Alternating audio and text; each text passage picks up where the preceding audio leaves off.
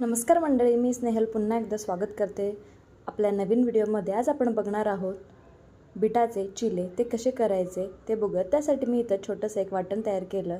4 ते 5 हिरव्या मिरच्या, त्याचबरोबर थोडेसे आले आणि भरपूर अशी कोथिंबीर घालून मी इथं वाटून घेतले।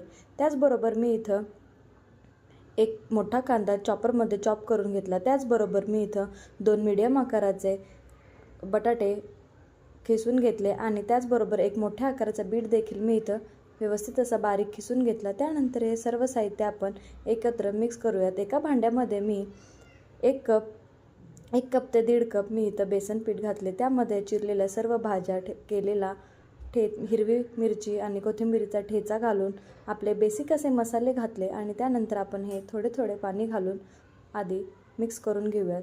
इथं बघू शकता मी थोडं पाणी घालून हे बॅटर अगदी थोडंसं सैल असं करत आहे। तुमची मुलं बीट वगैरे भाज्या खाण्यास नखरे करत असतील तर हे अशा प्रकारचे भरपूर भाज्या घालून तुम्ही असे वेगवेगळ्या प्रकारचे चिले बनवू शकता।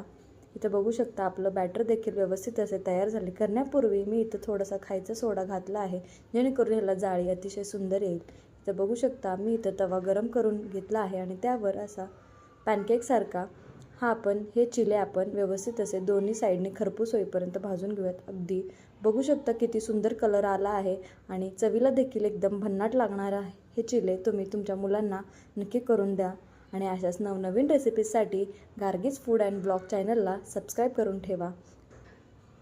इथं बघू शकता आपले चिले बनवून तयार झाले। व्हिडिओ आवडल्यास लाईक करा, शेअर करा आणि चॅनलला सबस्क्राईब केलं नसेल तर जरूर सबस्क्राईब करा। धन्यवाद।